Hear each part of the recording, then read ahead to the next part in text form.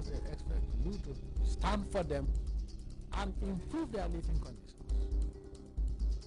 How can I satisfy every Gambian? Left to me alone, if I had the power to make sure that no Gambian becomes sick or goes hungry or is poor, I would have given it to every Gambian, irrespective of whether they like me or not. That's my wish for the Gambian.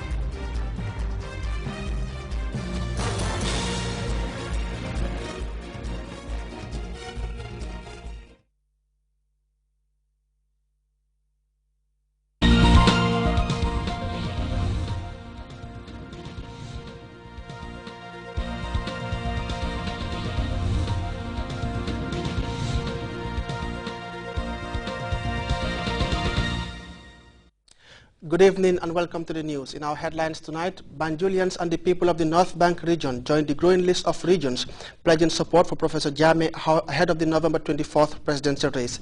The Economic Community of West African States gives a supplementary donation amounting to over $3 million to the Gambia's disaster victims.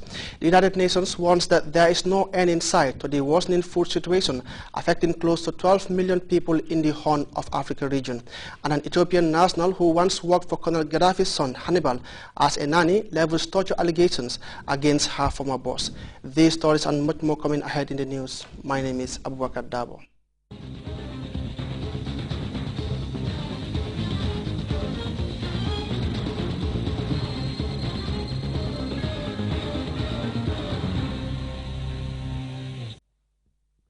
A delegation comprising APRC stalwarts and bigwigs from the capital city visited the seat of the presidency on Thursday to assure the head of state of their support and loyalty. Well, after receiving that group, President Jammeh today held a similar meeting with the people of the North Bank region, who were led by Governor Edward Sekan. That story by Abdul Jai will come later in our news. Concern Universal's country director, Patricia Walls, has almost completed her 3-year posting to the Gambia, and in keeping with tradition, she today called on the Vice President and Chairperson of the Disaster Governing Council to bid her farewell. Aja Dr. Asron Jai Sedi, as Mama J reports, has also received a supplementary donation amounting to over $3 million from ECOWAS earmarked for disaster victims in the country. The call on the Vice President this morning was the outgoing Country Director of Concern Universal.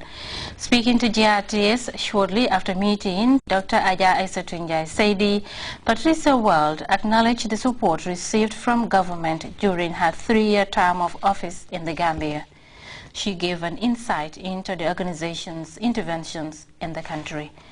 Since the initial time of working in Buyam with farmers, that has really stayed as the core work of the organization, to work with smallholder farming families, particularly, I suppose there's a focus on women. Women traditionally are very involved in the horticultural sector, small poultry farms, gardening. So out of that grew what is today a multi-dimensional livelihood program.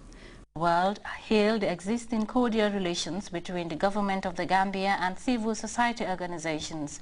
She stated that her NGO operates and works closely with national organizations in accordance with the National Development Blueprints, the PRSP and the PH program. Patricia World has lived and worked in the Gambia for about 12 years. She told GRTS in an emotional mood how she will miss the country and people she cherishes so much. There is this sense of occasion, there's a sense of coming together. That social life for me is something that I realized when I left Gambia and came back, that it's something very precious and very important. And It was good for me in this last week that I'm here to have had that occasion to kind of meet up and catch up with old friends. Patricia Wald, who will take a new 3-year post in Ethiopia, will be succeeded by incoming country director for Concern Universal, Sarah Clancy Jaite, who first came to the Gambia in the 1980s. Sarah Jaite is said to have a wealth of experience and have worked in many countries, including Mozambique, Vietnam, Tanzania, and the UK.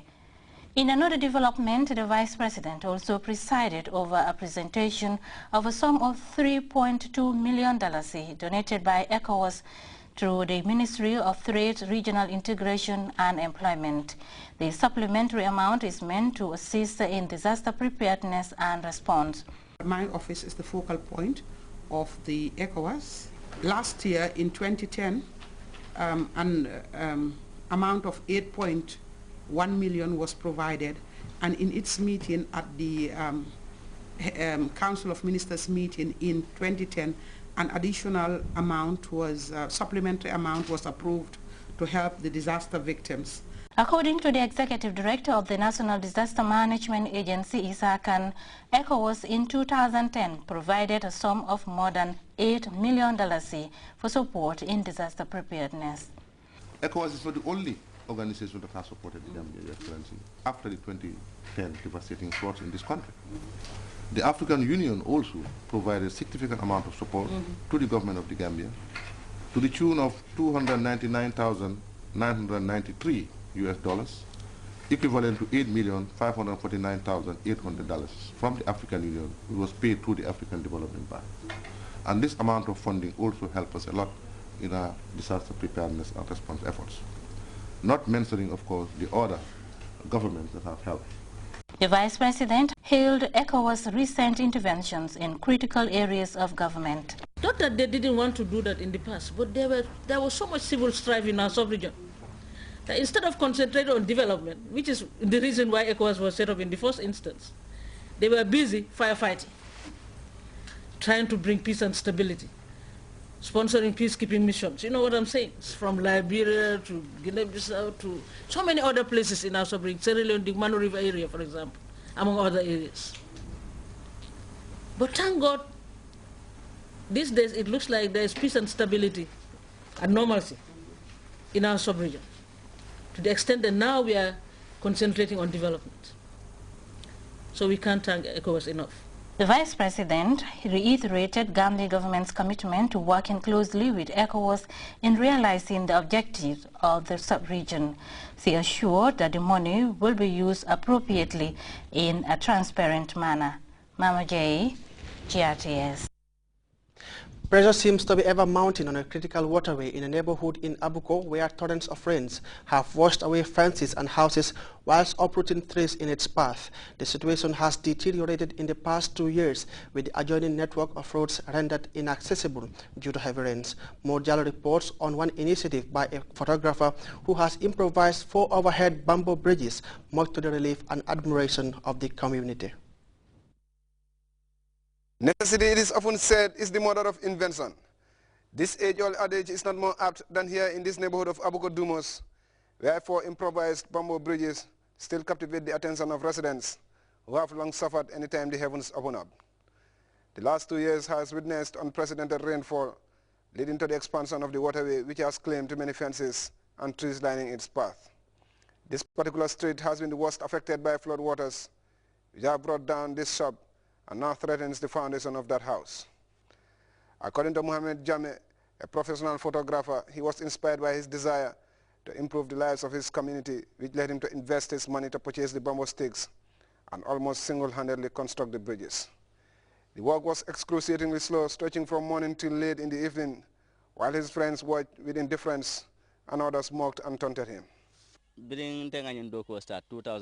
When I started this work in 2008, I mobilized the boys to help me construct the bridges, but they were not willing and insisted that I should pay them on contract basis.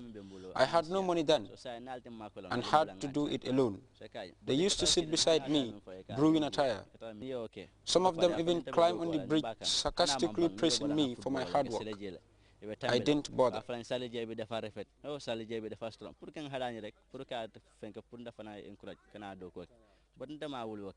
The process, he said, was not without challenges, as he was repeatedly frustrated when his first attempts proved too weak to withstand pressure, forcing him to start the process all over again.